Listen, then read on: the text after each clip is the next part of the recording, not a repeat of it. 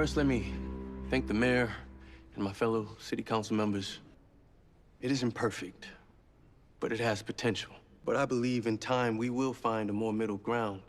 And until that day comes, I'll be voting yes on the mayor's budget. Do me a favor and make sure that Bianca gets these. She don't even like you like that. Why is Alicia still alive? Our son is sick. Yeah, she sent her son to kill me. Any chance you think I could get advance on my allowance? I want to buy a laptop. So you can write your book. You get your allowance, and I'll fucking decide to give it to you. These women have power because they know how to use it. They lean on each other, nourish each other. Somebody saw their mess and gave them grace. Think about that next time you run your mouth to Duda about what I do to help you win. Councilman Victor Taylor, you are under arrest for the murder of Quentin Dickinson. You have the right to remain silent.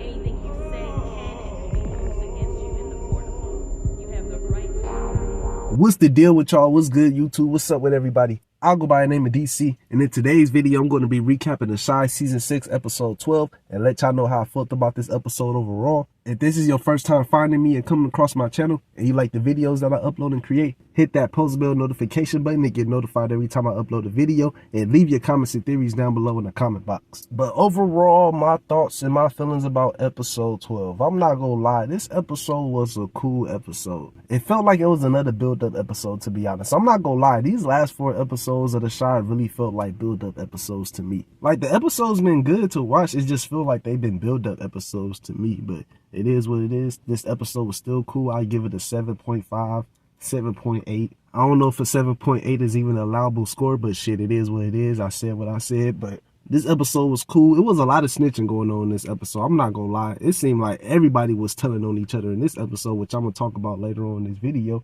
We did see your boy Trey get locked up at the end of the episode, and I'm gonna start the video off with that first. Talking about him getting locked up in this episode, because I'm not gonna lie, this scene felt off to me. Like, I ain't gonna lie, it just seemed like your boy Trey was just done with life and he just surrendered. Like, it didn't even feel like he was just shocked or more so ever that he was going to jail. Like, we all knew eventually at some point he was going to go to jail because the FBI found his DNA at Q's crime scene, so we all knew this was going to happen, but his reaction just didn't sit well with me. It's like, damn, bro. He was just emotionless. Like, it seemed like he didn't care whether or not if he went to jail based off this scene right here, bro. It just really seemed like he didn't care. Especially after all the stuff that he was going through in this episode, it really did seem like he gave a damn about him getting locked up for Q's murder. Because in this episode, Victor pissed off the whole entire city of Chicago because he decided to vote yes on the mayor's new budget, which will increase their budget significantly, as well as undefunding the police and bringing the police back in Chicago, which pissed a lot of people off because Victor was with the whole defunding the police stuff and whatnot. And with him voted yes on the mayor's new budget, people feel like he's a traitor for this. And now with him being arrested at the end of episode 12, I'm pretty sure people gonna feel like he a traitor and he a murderer, even though we all know he ain't take out Q, but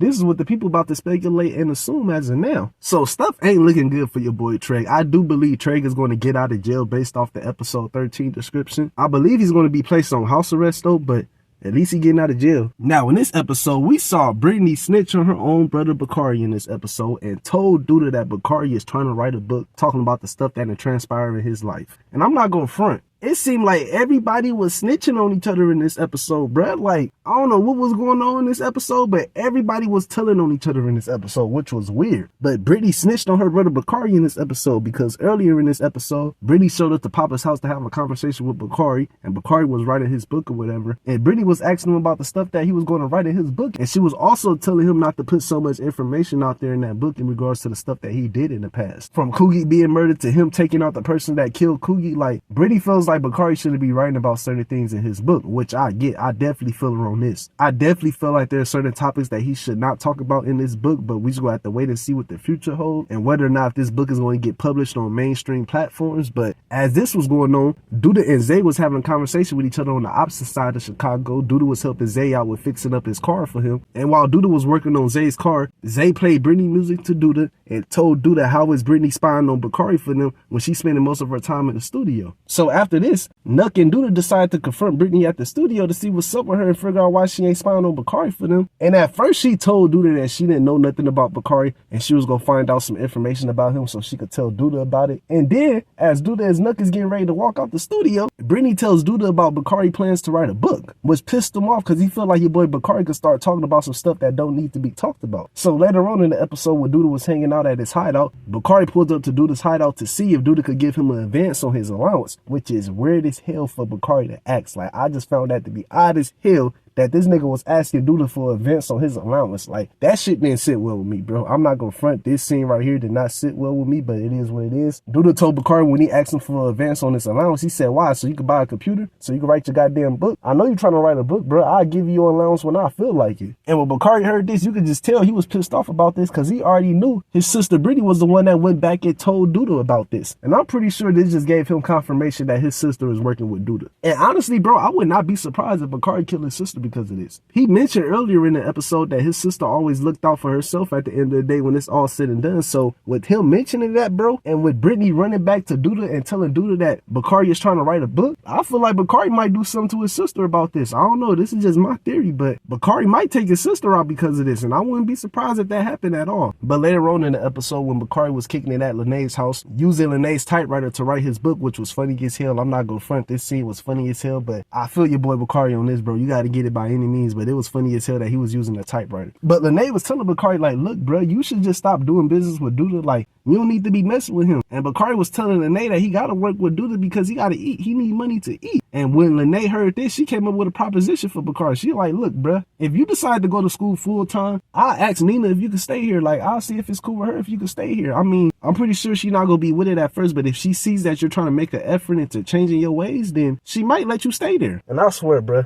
Lene is one loyal ass female. I gotta give her props, bro. She be low-key looking out for your boy Bakari, bro. I gotta give Lene her props on that. She be holding Bakari down. I gotta give her flowers for that. But I do believe with Lene offering Bakari this, Bakari go take this offer and he go try to get from under Duda's thumb so he could stay at Lene's house with her and Dre. Nina, I meant to say, my fault, but I do believe Bakari is going to try to get from under Duda's thumb so he could take this offer that Lene offered him and move in with her and Nina at Nina's house. Now, in this episode, we saw Alicia and Emmett make a deal in this episode to do business with each other. Emmett was able to make this happen with the help of Tiffany because in this episode, Emmett told Tiffany that Duda wanted him to take out Alicia. And when Tiffany heard this, she told Emmett straight up that that's not a good idea at all. And it's better to be on Alicia's good side instead of her bad. So when Emmett heard this, he asked Tiffany if it's possible if she could help him set up a conversation with him and Alicia so they could work out a deal with each other. And Tiffany helped Emmett do that in this episode. She took Emmett to Alicia's house in this episode so they could have a conversation with each other. And when Emmett was having a conversation with Alicia, he told Alicia straight up that Duda asked him to take her out. And Tiffany was telling Emmett earlier in the episode before they went to Alicia's house not to say this because she felt like Alicia could kill Emmett for this. And Tiffany was right about this because Alicia told Emmett, she like, bruh, you know I could kill you for this right here, right now, right? Like, why is you telling me this? And Emmett tells Alicia that the only reason why he's telling her this is because he doesn't want to kill her. And he wants to accept her offer to buy Duda out of his business. And Alicia was hesitant at first because she heard about Smokey's being shot up and she like, nah, bruh, I don't know if that deal's still standing on the table or not. Like, I've been hearing people ain't been rocking with Smokey's like that ever since Duda Goon shot it up. And Emmett was telling her that Smokey's is going to be good. It's more than a restaurant. It's a staple of the community. And with her investing into Smokey's, they could get it back up and running like it's nothing. And once he get his money back right, he'll buy her out with interest. And when Alicia heard this, she told Emmett like, bro, you know I could go run and tell Duda that you over here talking to me about this stuff. Like, how would you feel if Duda found out that you was here telling me that Duda wants you to take him out for me? Like, how you think he'll feel about that? And Emmett told Alicia straight up that doesn't serve her at all. And having him in her back pocket does. And I gotta give props for the way Emmett smooth talk his way into doing business with Alicia. I'm not gonna front. He definitely smooth talk his way into doing business with Alicia because she was not rocking with him at first, but Emmett found the way to convince Alicia to do business with him, and it's looking like that's about to happen in these next upcoming episodes of The Chi. And I do believe with Alicia buying Duda out of Emmett's business, I feel like Duda might try to take out somebody close to Emmett to send Emmett a message. I feel like Duda might try to take out somebody close to Emmett to send Emmett a message.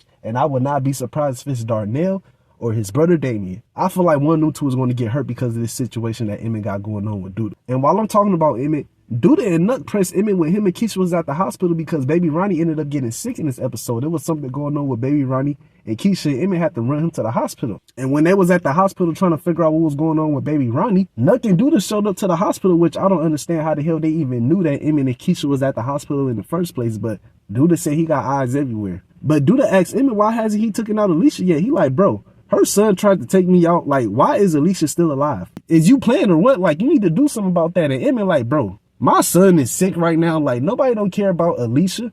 I'm trying to make sure Ronnie Jr. is good. But as Duda and Nuck was pressing Emmett, Kiesha came out of the hospital room trying to figure out what was going on. When they saw Kiesha, they gave Emmett a pass. And I do need to talk about something else that happened at this hospital as well. Because when the doctor asked Kiesha and Emmett about Ronnie Jr.'s father, because they believe, and the doctor asked, does Ronnie Jr.'s father have any family genetics when it comes to sickness that they didn't know about? Like, it could be a sickness from a family genetic that's been passed down. Like, do you know anything about this? And he also asked Kiesha about Ronnie Jr.'s father as well. But from what we saw and know, Ronnie Jr.'s father is that weirdo that kidnapped Kiesha in season 3. Or is he? Because as soon as the doctor asked Kiesha about Ronnie Jr.'s father, the camera turns towards the hospital room door and we see Nuck knocking on the door, telling Emmett to come in the hallway because he need to have a conversation with him. And not like that, bruh, but I'm starting to believe Nuck is that baby's father. I just find it odd that that camera angle turned to Nuck when they asked about Ronnie Jr.'s father. I just find that odd as hell, and not like that.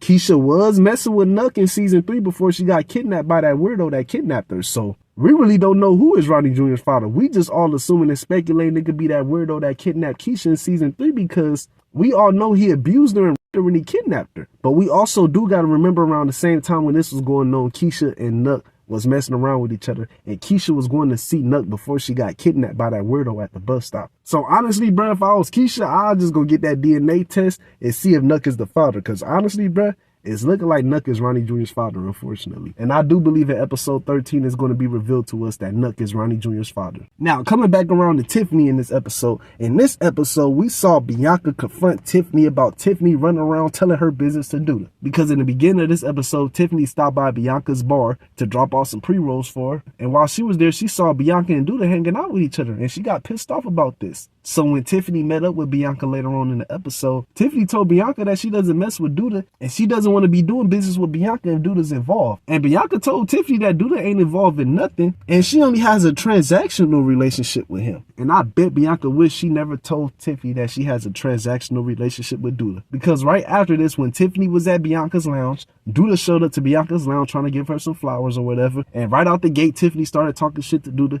telling Duda that he's a miserable person and that Bianca don't like him like that. Because Duda asked Tiffany, can he make sure that Bianca get these flowers? And Tiffany told Duda that Bianca don't even like him like that. She told Duda that Bianca told her that her relationship with Duda is strictly transactional and she don't like Duda like that. And when Duda heard this, he got pissed the hell off. He snatched those flowers back from Tiffany real quick and said he'll get that shit to Bianca. But we all know that wasn't the case because right after Bianca got done hooking up with Duda in this episode, Duda paid her for her time and her services. And she was confused about it. She was like, what is this for? He was like, oh, this is strictly transactional.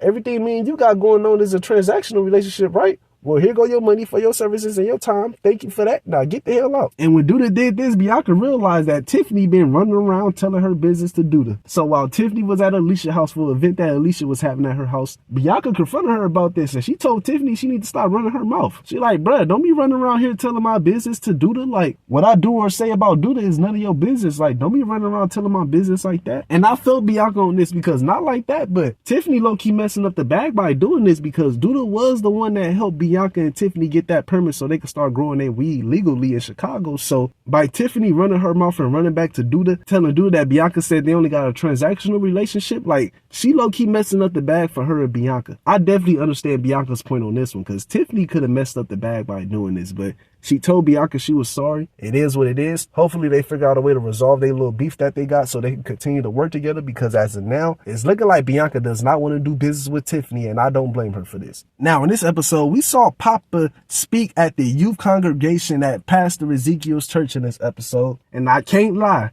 I do not want Papa hanging around Pastor Ezekiel anymore.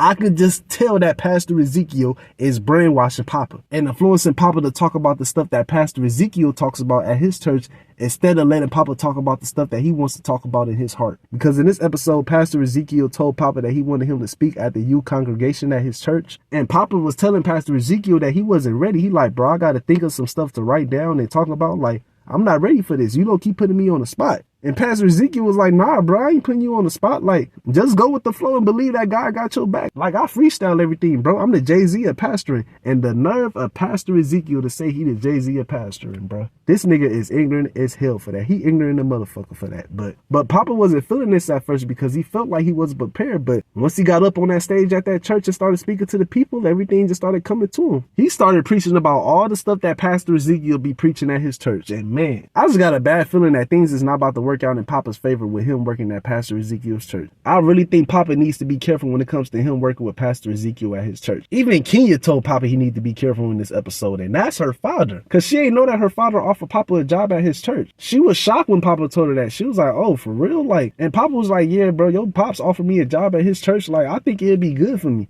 And she was telling Papa to be careful. She like, bruh, just be careful working with my dad at that church. And by Kiesha telling Papa this, I believe she knows something about her daddy that we don't know about. And I would not be surprised if she knows some shicey shit about her daddy that we don't know about. But Papa needs to be careful being around Pastor Ezekiel. I hope he can stay safe at the end of the day when it's all said and done. And I hope nothing bad happens to him. But I believe things is not going to go in his favor and Papa's going to get pulled into some BS because of this. But other than that, I ain't really got too much else to say about this episode. If you like this video, make sure to hit that like button to help this video get recommended across the algorithm. Hit that post bell notification button to get notified every time I upload a video. And leave your comments and theories down below in the comment box. I really can't think of nothing else to say, man. I'm going to get at y'all later. Much love to y'all. Thank you to everybody that's been supporting me and rocking with me. I appreciate it. I'll see you guys next time. Y'all take care. Y'all be safe. And God bless.